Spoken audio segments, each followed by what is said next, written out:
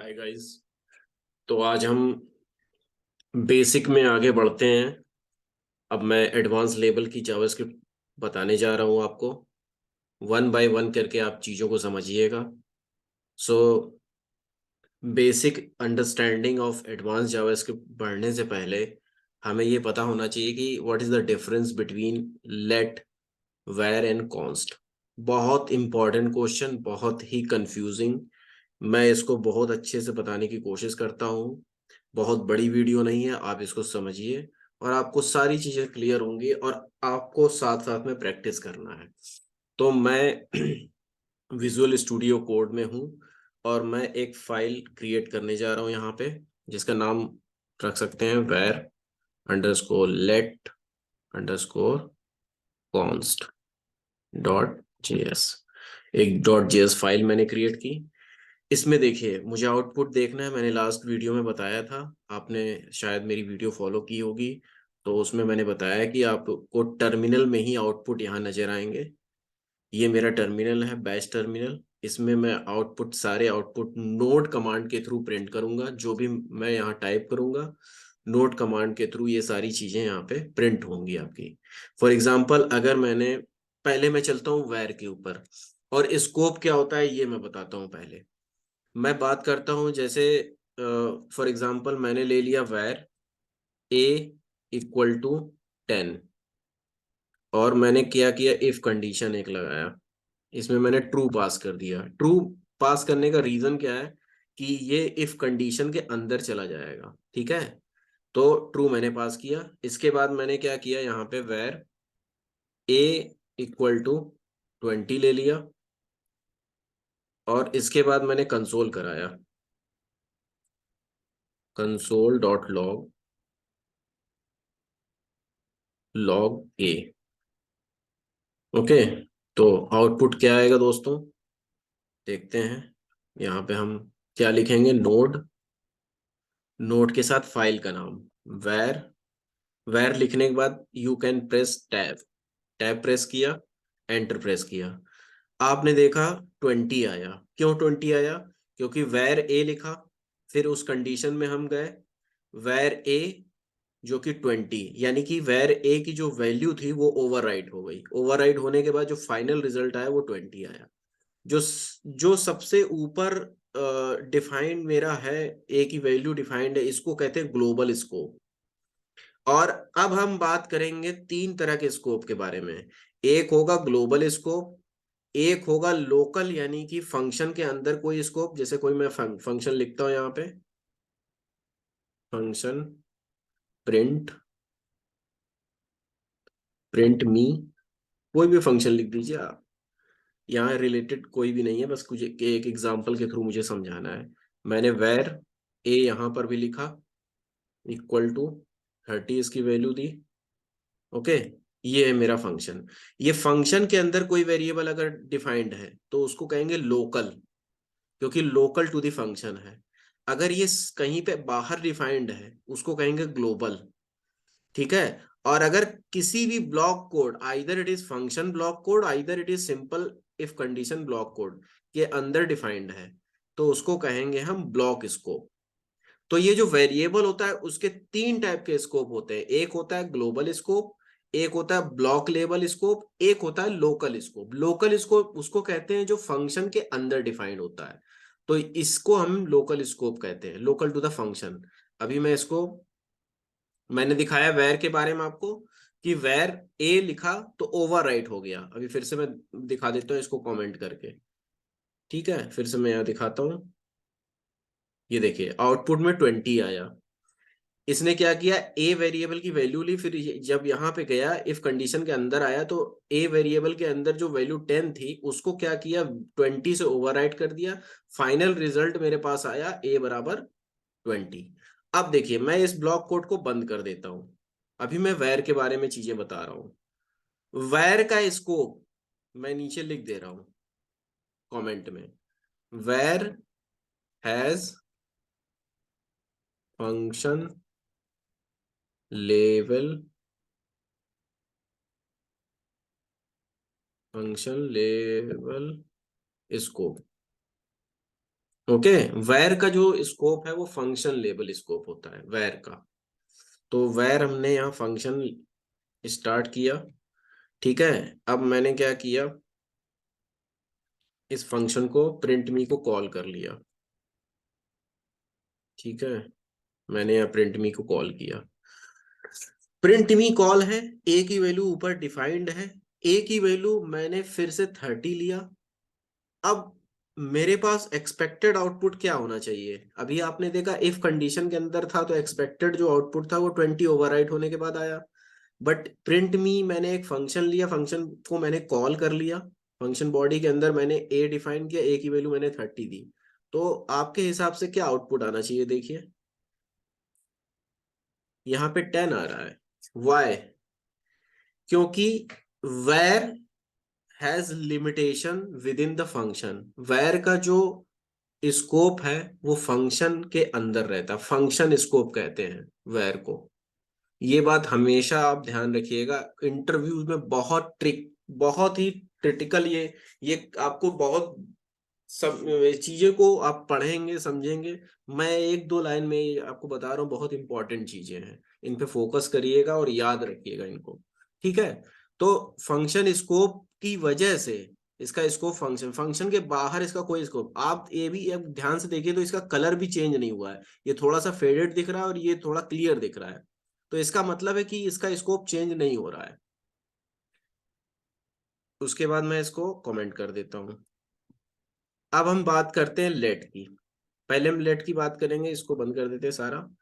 हम यहाँ वैर लिए, और वैर के बाद अगर मैं वैर फिर से लूं, ए बराबर 40 मान लिया, और कंसोल डॉट लॉग करता हूं, यहाँ पे इसको ओपन कर लेता हूं, तो क्या आएगा आउटपुट? ऑब्वियसली 40 आएगा, क्योंकि redefinition redeclaration is possible for var. Redefinition redeclaration is possible for var but it is not there. क्या लेट में क्या डिफरेंस है? और लेट को मैं बताता हूँ, यहाँ मैंने वैर लिखा, वैर को मैंने कोलन कर दिया कि मतलब वैर के बारे में है। लेट के बारे में मैं पहले से लिख दे रहा हूँ, एलईटी लेट। लेट जो कीवर्ड होता है उसके लिए क्या होता है? हैज ब्लॉक लेबल स्कोप, इसका स्कोप होता है ब्लॉक लेबल, ठीक है। आगे बढ़ते हैं। ये वैर हमारा प्रिंट हो गया आसानी से, बट अगर मैं इसी को लेट कर दूं, लेट कर दूं, आप एक चीज और देखिए, यहाँ पे एडिटर मुझे एरर दे रहा है, पहले ही एरर दे रहा है एडिटर, क्योंकि मैंने यहाँ जो भी चीजें इंस्टॉल किया हुआ है, कोड स्पेल चेकर जावा स्क्रिप्ट के स्निप्ट वगैरह डाल रखा है, ठीक है। तो ये क्या करता है, ये बता देता है, अपने आप ही बता देता है इंटेलिजेंस को, इंटेलिजेंस की यहाँ कुछ एरर है इस कोड में। क्या एरर है? क्योंकि ES6 का है ये सारी चीजें, लेट वगैरह ES6 में इंट्रोड्यूस हुआ है। तो देखिए इंटेलिजेंस अपने आप ही यहाँ बता दिया, कैनॉट रीडिक्लेयर, रीडिक्लेयर नहीं पॉसिबल है, यानी कि हम इसको दोबारा से डिक्लेयर नहीं कर सकते। डिक्लेयर क्या होता है? जैसे var A, var B, some variables को डिक्लेरेशन जिसका करते हैं, मैंने लास्ट वीडियोस में बताया, आप देखिएगा। तो यहाँ पे मैं redeclare is not possible in let. दो बातें। दूसरा है इसका स्कोप जो होता है वो ब्लॉक लेवल होता है। आगे बढ़ते हैं, क्या रीडेफिनीशन पॉसिबल है? रीडिक्लेयर तो पॉसिबल नहीं हुआ। चलिए मैं प्रिंट करके देखता हूँ इसको, इसको मैं थोड़ा क्लियर कर देता हूँ विंडो, फिर प्रिंट करता हूँ। अब की से मैं प्रेस कर रहा हूँ तो यहाँ पे आ गया 40, देखिए 40 आया, आसानी से हो गया। Redeclaration is not possible but redefinition is possible. Declare नहीं कर सकता हूं फिर से मैं, बट फिर से मैं असाइन कर सकता हूं, ठीक। अब आते हैं यहाँ पे कॉन्स्ट। कॉन्स्ट के बारे में बात, कॉन्स्ट के बारे में बाद में बात करते हैं, पहले लेट का एक एग्जांपल ये ले लेते हैं, इफ कंडीशन वाला। और इसको मैं हटा देता हूं यहाँ से। ये देखिए फिर से रीडिक्लेयर, चाहे वो वैर हो चाहे कोई भी हो, redeclaration is not possible in let. मैंने क्या किया, यहाँ पे भी एक लेट ले लिया। देखिए क्या हुआ, अंतर देखिएगा, बहुत इंपॉर्टेंट, बहुत इंपॉर्टेंट, फोकस कर रखिएगा। ए की वैल्यू मैंने 10 असाइन की थी, फिर से मैंने ए की वैल्यू वैर के साथ में असाइन करना चाहा, बट नहीं हो रहा है, यहाँ पे फिर से रीडिक्लेरेशन का इशू आ गया। ब्लॉक स्कोप्ड, यहाँ पे लिख भी रहा है block scoped, can not redeclare block scoped variable. ऐसा क्यों हुआ? क्योंकि जो ये लेट है ये पहले ही डिक्लेयर हो चुका है, और redeclaration is not possible in let. लेकिन अगर ब्लॉक के अंदर रीडिक्लेयर नहीं हो रहा है, लेकिन एक डिफरेंस देखेगा, जैसे मैंने लेट लिखा, ये चूंकि अब क्या हुआ, ये ब्लॉक लेवल स्कोपिंग होती है लेट की, तो इसके बाहर इसके ग्लोबल वाले वेरिएबल को ये कंपेयर नहीं कर पाया। यानी ऊपर वाले वेरिएबल से या कहीं भी नेक्स्ट वेरिएबल हमने असाइन कर दिया, अगर वैल्यू असाइन किया, तो वो कंपेयर नहीं कर पाया, क्योंकि इसका स्कोप यहीं तक रहा, इसी ब्लॉक लेवल तक रहा।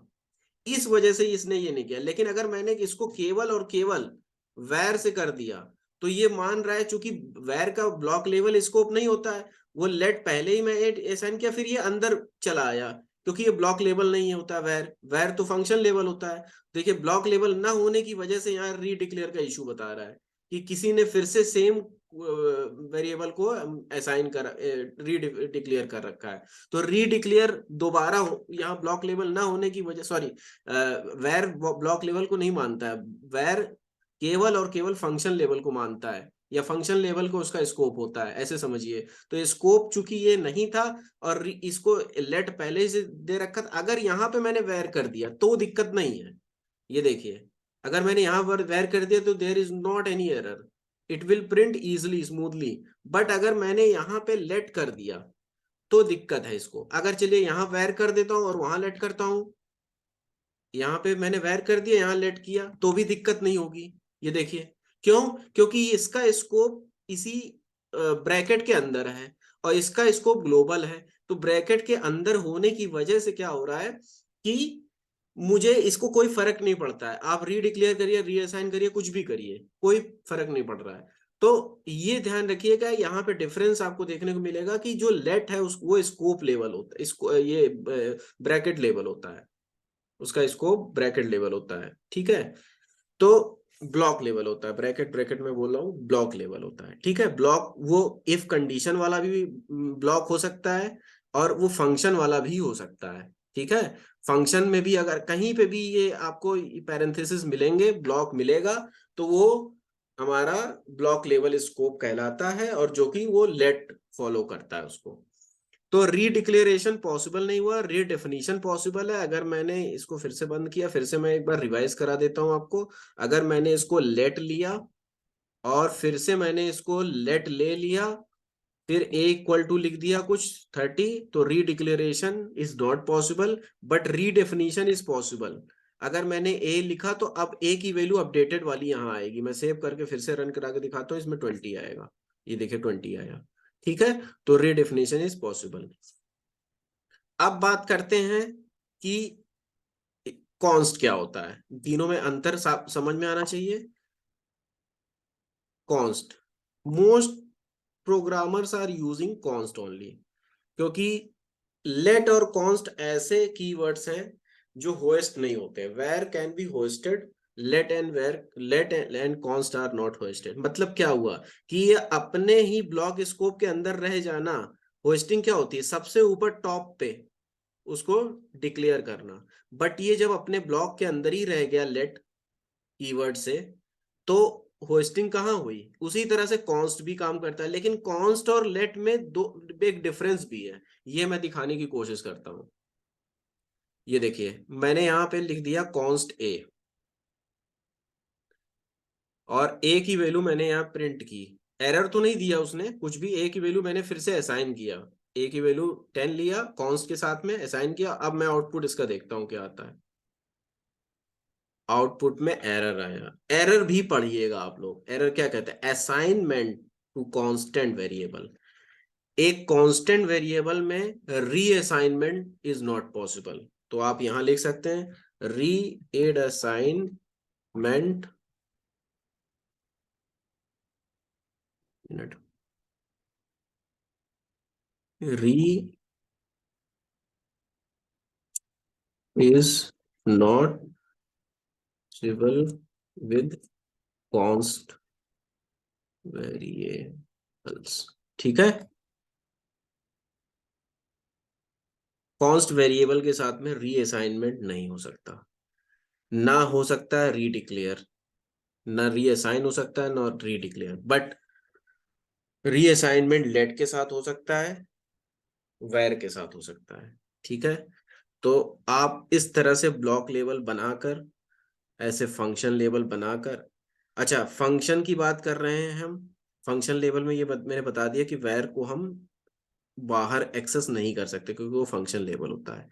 तो जब वैर को नहीं ले सकते तो ब्लॉक लेवल दोनों के लिए हो गया, const on const and let के लिए, तो वो दोनों भी हम बाहर नहीं ले सकते हैं।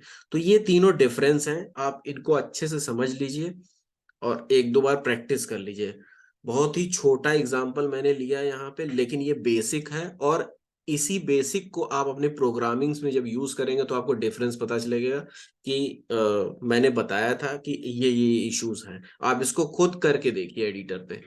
तो आज के लिए इतना ही गाइस, आगे हम फिर बताते हैं। अब मैं एडवांस लेवल की जावास्क्रिप्ट स्टार्ट कर दिया हूँ, धीरे धीरे टॉपिक्स, जो जो टॉपिक्स इंपॉर्टेंट मुझे लगेगा मैं उसकी वीडियोस बना रहा हूँ। आप इस चैनल पे बने रहिए, वीडियोस देखते रहिए, आपको 100% बेनिफिट होगा। Thank you guys, thank you very much for your time.